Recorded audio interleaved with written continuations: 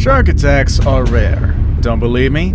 Statistics actually say that you are more likely to be killed by a cow than a shark. But still, ever since we saw the first Jaws movie, getting gobbled up by a shark is always on the back of our minds every time we go to the beach or take a bath even. Well, at least that last one is for me. Behind every shark attack is an amazing story, so let's talk about 10 shark attacks you will not believe.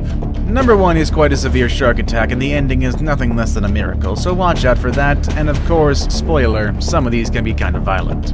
With all that said and done, let's begin, shall we? Number 10. The Unbelievable Rescue. If you ask me, I consider that a mother's love for her children to be the strongest, most amazing force in the universe. However, a shark is kind of right behind that, in my opinion. Time and time again, we've seen mothers risk life and limb just to make sure that their children are safe.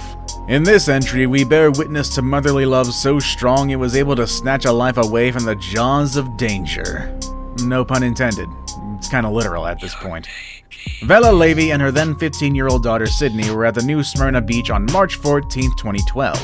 The mother-daughter duo was all set to spend some quality time at the beach. The two women were paddling on their surfboards when the shark attack happened. Sydney was immediately pulled underwater, right in front of her horrified mother. Sydney was able to get back on her board though, but when she lifted her leg it was a crimson mess. However, the attack didn't stop there. The sea creature pulled the girl again and tried to drag her away.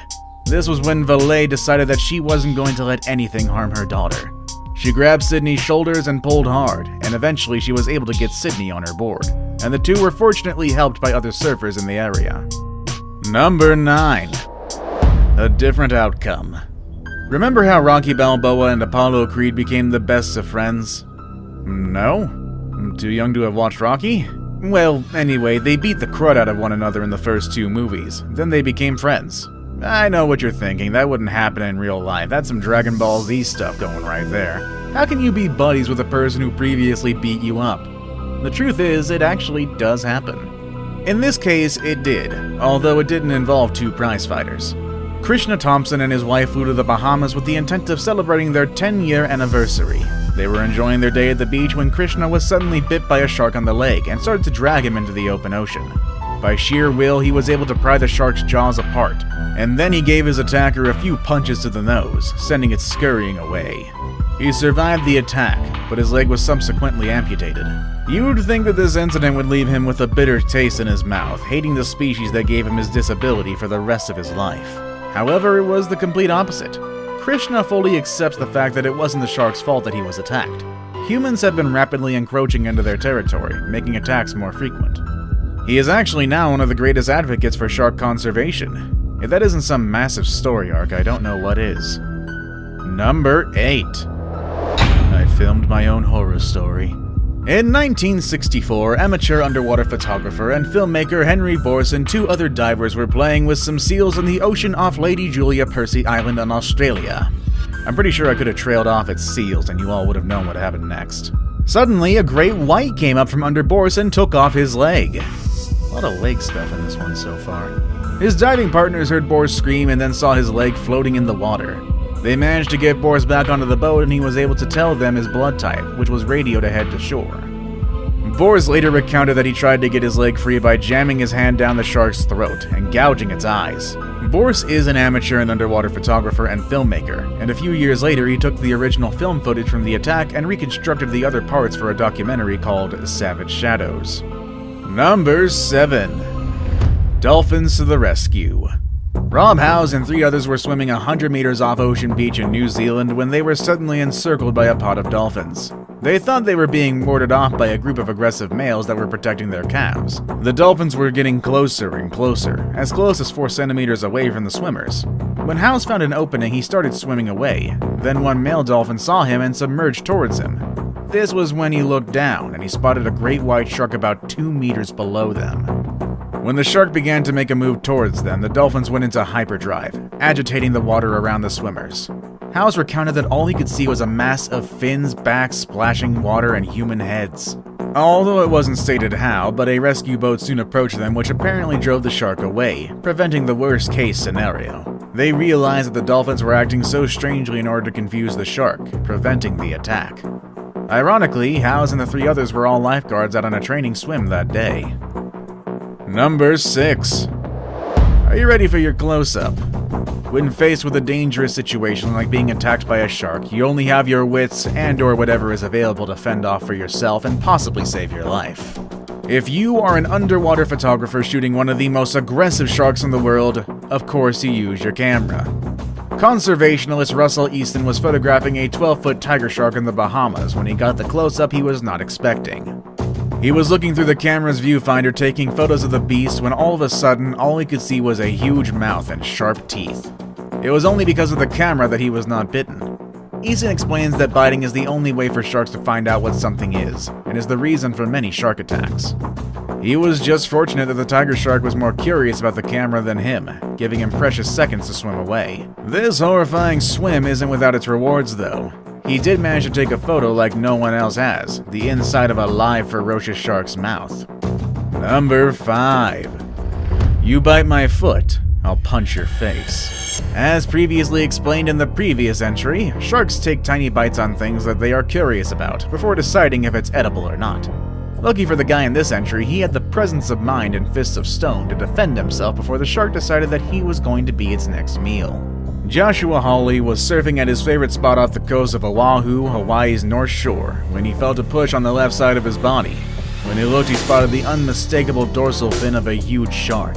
Then he felt a pumping sensation in his foot. He felt no pain, and he said it was probably due to the adrenaline. When the shark submerged, Hawley knew he only had one course of action. He had to defend himself, or he was going to be the main course. The shark came out, this time on his right side, but he was ready.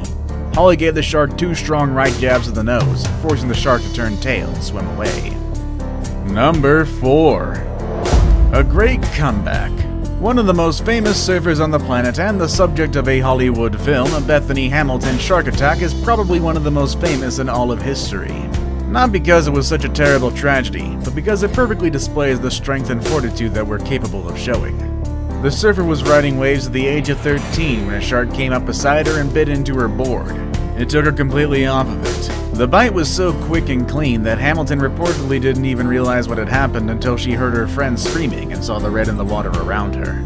She quickly rushed to the shore. Hamilton was then taken to the hospital where her injuries were quickly seen to. You might think that this kind of event could scar a young girl forever, but not her. Hamilton has gone on not only to continue surfing, but also to become one of the most successful female surfers of all time, wearing her scars as a symbol of overcoming odds and never letting any disability to stop anyone from doing what they want. Number 3. Immortalized on canvas. John Singleton Copley was the most renowned painter in colonial America. Although he was best known as a portrait artist, one of his more famous paintings was called Watson and the Shark. This painting depicts a brutal scene of a fair-haired young boy reaching from the water for help as a large shark closes in, mouth open and ready for dinner.